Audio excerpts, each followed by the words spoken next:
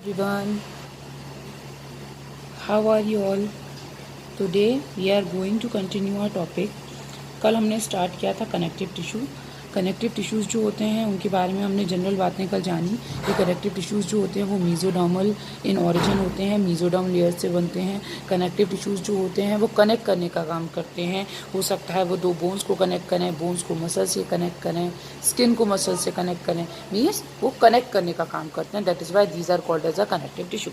कल एक चीज़ और बताई थी, suppose this one is a cell and this one is a cell, इनके बीच में जो प्रेजेंट है दैट इज़ अ मैट्रिक्स। अब मैंने बताया था ये जो मैट्रिक्स होता है this is not same in the case of all type of connective tissues. हमारी बॉडी के अंदर मैक्सिमम अमाउंट में मिलने वाला जो टिश्यू है वो कौन सा है? कनेक्टिव टिश्यू है। मीन्स अगर मैं कनेक्टिव टिश्यूज़ की बात करूँ तो डिफरेंट टाइप के जो कनेक्टिव टिश्यूज़ हैं उनके अंदर जो मैट्रिक्स है वो अलग अलग है। मैट्रिक्स के बेस पर ही कि मैट्रिक्स ज़्यादा अमाउंट में प्रेजेंट है, मैट्रिक्स जेल लाइक है। मैट्रिक्स क्या है? दो सेल्स हैं, इन दो सेल्स के बीच में क्या प्रेजेंट है? जो लिक्विड प्रेजेंट है that liquid is called as a matrix. अब किसी में तो ये जेल के टाइप का है, किसी में ये फाइबरस है, किसी के अंदर ये कैसा है? एकदम लिक्विडिफाई है, किसी के अंदर ये कैसा है? सेमी सॉलिड है। तो ये जो मैट्रिक्स है ना वो अलग अलग टाइप का है, उसी के बेस पे इसको डिवाइड किया गया है। मेनली हम अगर मैट्रिक्स के बेस पे बात करें तो दो टाइप के कनेक्टिव टिश्यूज हैं, loose connective tissue and dense connective tissue. As a name indicate loose. Loose का मतलब क्या है कि इनके अंदर जो मैट्रिक्स का अमाउंट है वो ज़्यादा है, और जो मैट्रिक्स है वो किस फॉर्म में है?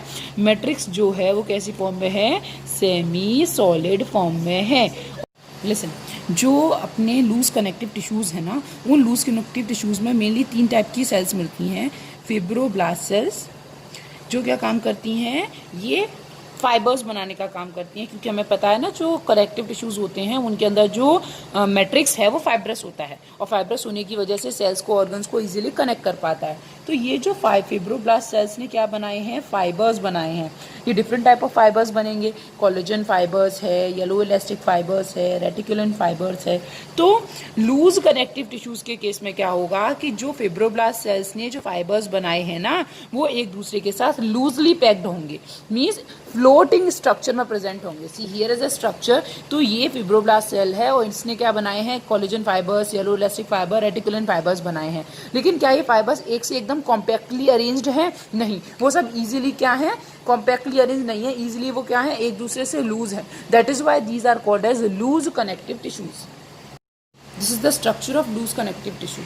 Loose connective tissue means matrix किस फॉर्म में है? सेमी सॉलिड फॉर्म में है। यहाँ पर हम दो टाइप के टिश्यूज पढ़ेंगे, एरोलर टिश्यूज और एडिपोज टिश्यूज। ये जेलर सेल्स बेसमेंट मेम्ब्रेन के ऊपर होती है।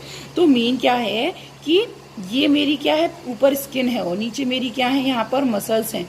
तो मैं ये बोलूँगी कि स्किन और मसल्स के बीच में जो प्रेजेंट हैं या स्किन के नीचे जो प्रेजेंट हैं वो कौन से टिश्यू प्रेजेंट हैं? That is loose connective tissue. Loose connective tissue कहाँ प्रेजेंट है? स्किन के नीचे प्रेजेंट होते हैं। अब अगर ये हमारी बॉडी में फैट को स्टोर रखते हैं, जैसे एक नॉर्मल हमने सेल बनाई, this cell is a plasma membrane, this one is nucleus. किसी भी सेल का एक न्यूक्लियस होता है, और एक बड़ी मैंने वैक्यूल टाइप जो स्ट्रक्चर बनाई है ये क्या काम करेगी? It will store fat. ये क्या काम करेगी? फैट को स्टोर करेगी। तो मीन्स हमारी स्किन सेल्स के नीचे, हमारी स्किन लेयर के नीचे ऐसे कौन से टिश्यूज हैं जो फैट को स्टोर करते हैं? Then you will answer adipose tissues. Adipose tissues जो होते हैं वो कहाँ प्रेजेंट होते हैं? स्किन के नीचे प्रेजेंट होते हैं। या स्किन और मसल्स को कौन कनेक्ट करते हैं? तो वहाँ पे कौन से होंगे? एरोलर टिश्यूज होंगे। एडिपोज टिश्यूज जो होंगे, आपको ये पता होना चाहिए कि हमारी बॉडी में जितना भी न्यूट्रिएंट्स जो होते हैं, जो कैसे न्यूट्रिएंट्स होते हैं, जो एक्सेस न्यूट्रिएंट्स होते हैं, वो सारे एक्सेस न्यूट्रिएंट्स किस में कन्वर्ट हो जाते हैं? फैट में कन्वर्ट कर दिए जाते हैं और बॉडी में स्टोर किए जाते हैं। तो स्टोर कौन सी सेल्स में स्टोर किया जाएगा? That will be stored in adipose tissue. These adipose tissues क्या होते हैं? ये एडिपोज टिश्यूज कहाँ प्रेजेंट होते हैं? स्किन के नीचे प्रेजेंट होते हैं। Second one is the areolar tissue. Areolar tissue जो होते हैं ये भी कहाँ प्रेजेंट होते हैं? This is also present beneath the skin. ये भी स्किन के नीचे ही प्रेजेंट होते हैं, स्किन के नीचे प्रेजेंट होते हैं। और उस कनेक्टिव टिश्यू की अगर पोजीशन पूछी जाती है तो आप बताएंगे बीनीथ द स्किन, स्किन के नीचे होते हैं। यहाँ पर जो ग्रीन कलर से ये आप देख रहे हो, ग्रीन कलर वाली जो स्ट्रक्चर है, this one is called as fibroblast cells. तो the fibroblast cells are the special type of cells that are responsible for fibre secretion. जो क्या बनाती है? फाइबर्स बनाती हैं। ये फाइबर्स क्या काम करती हैं? आपको जैसे कल मैंने बताया था कि जो कनेक्टिव टिश्यूज़ होते हैं, उन कनेक्टिव टिश्यूज़ के बीच में जो मैट्रिक्स होता है वो फाइब्रस मैट्रिक्स होता है। This matrix is fibrous matrix, और ये फाइब्रस मैट्रिक्स की वजह से क्या होता है, जो सेल्स होती हैं वो आपस में ज्वाइन क्या रहती हैं, ज्वाइन रहती हैं और टिश्यूज़ को, ऑर्गन्स को कनेक्ट रखती हैं। तो इसमें जो फाइबर्स बनते हैं, उन फाइबर्स को बनाने के लिए कौन रिस्पॉन्सिबल है? Then you will answer fibroblast cells. Fibroblast cells are दो सेल्स दैट विल सीक्रेट और produce the fibers. So how many type of fibers are there? Fibroblast cells fiber secrete करती हैं, प्रोड्यूस करती हैं, 3 टाइप के fibers बनाती हैं, white collagen fibres, yellow elastic fibers and reticular fibers. White collagen fibers जो होते हैं, these are whitish in colour, और ये नॉर्मली किसके बने हुए होते हैं? कोलेजन प्रोटीन के बने हुए होते हैं। उनका काम क्या होता है? ज्वाइन करने का काम करते हैं ऑर्गन्स को, सेल्स को। अगर कोई आपसे ये पूछता है कि हमारी बॉडी के अंदर कौन सा ऐसा प्रोटीन है जो सबसे ज़्यादा अमाउंट में है, then you will answer collagen. तो जो कोलेजन फाइबर्स हैं या कोलेजन प्रोटीन जो है, that is present in maximum amount in human body. और दूसरे होते हैं येलो इलास्टिक फाइबर्स। ये क्या काम करते हैं? इलास्टिसिटी प्रोवाइड करते हैं। और रेटिकुलेट फाइबर या रेटिक्यूलिन जिन्हें कहा जाता है, ये फाइबर क्या काम करते हैं? ये मैट्रिक्स के मेन फाइबर्स होते हैं और मोस्टली अमाउंट में यही फाइबर्स प्रेजेंट होते हैं। See here we have the structure of loose connective tissue. इसमें ये मैंने जो ग्रीन कलर से दिखाया है, this is a fibroblast cells. इसने फाइबर्स बनाए। ये वाला जो फाइबर बनाया, that fibre is called as a collagen fibre. जो येलो कलर से दिखा रखा है, that is yellow elastic fibres. और जो नीचे बैकग्राउंड में जो फाइबर्स दिखा रखे हैं, these are called as reticulin fibre. ये तीनों ही फाइबर्स किसने बनाए हैं? फिब्रोब्लास्ट सेल्स ने बनाए हैं। The second one is called as a macrophages. These are called as macrophage. ये मैक्रोफेज क्या काम करती हैं? जैसे ये मेनली किसके लिए रिस्पॉन्सिबल होती हैं? प्रोटेक्शन के लिए रिस्पॉन्सिबल होती हैं।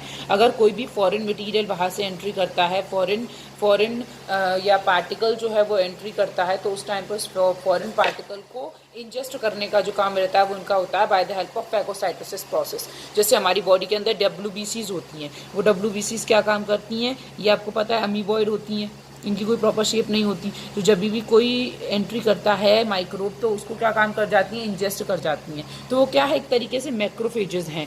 तो ये भी क्या काम करती हैं? जो लूज कनेक्टिव टिश्यूज़ हैं, उनके अंदर पहले टाइप की सेल्स कौन सी प्रेजेंट होती हैं? फिब्रोब्लास्ट सेल्स प्रेजेंट होती हैं, जो डिफरेंट टाइप ऑफ फाइबर्स बनाती हैं, collagen fibres, yellow elastic fibres, reticulin fibres. And macrophages होती है, क्या काम करती हैं? प्रोटेक्शन प्रोवाइड करती हैं। और प्रोटेक्शन कैसे प्रोवाइड करती हैं? By the help of phagocytosis process.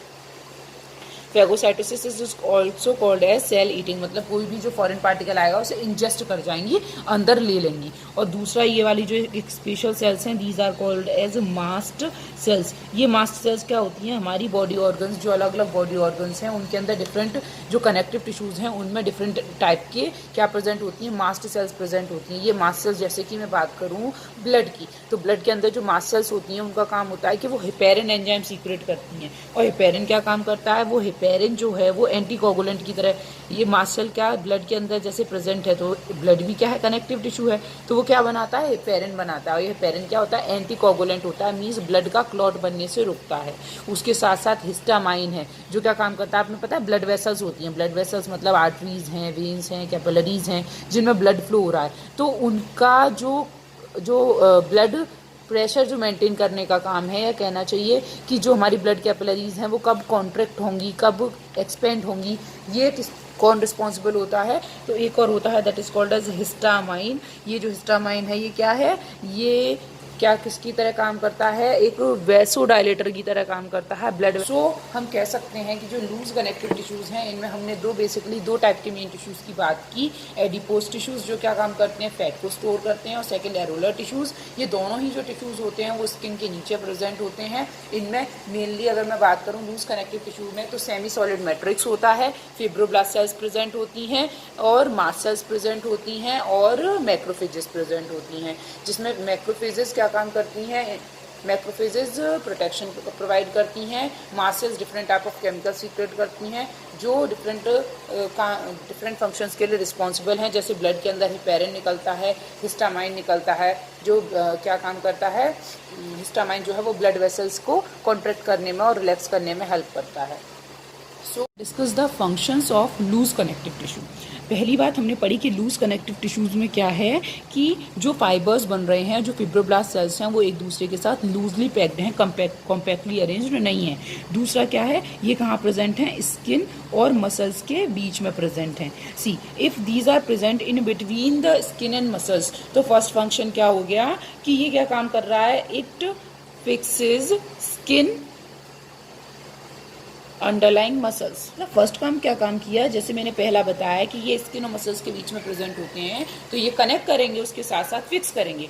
दूसरा, इनके अंदर कौन सी टिश्यूज प्रेजेंट होते हैं, कौन सी सेल्स प्रेजेंट होती हैं, मैक्रोफेजेस प्रेजेंट होती हैं। और मैक्रोफेजेस की वजह से क्या काम होता है, प्रोटेक्शन। तो ये क्या काम करते हैं, कोई भी इन्फेक्शन वाला जो बैक्टीरिया है, माइक्रोब है, उस माइक्रोब को डाइजेस्ट कर जाएंगे फेगोसाइटिक प्रोसेस के थ्रू, और ये क्या काम करेंगे, प्रोटेक्शन प्रोवाइड करेंगे। उसके साथ साथ ये, जैसे मेरी स्किन सेल्स में इंजरी हो गई, स्किन जो सेल्स है ना उनमें इंजरी हो गई, तो स्किन सेल्स में इंजरी होने के बाद ये क्या काम करेंगे, रिपेयर एंड हीलिंग में हेल्प करते हैं।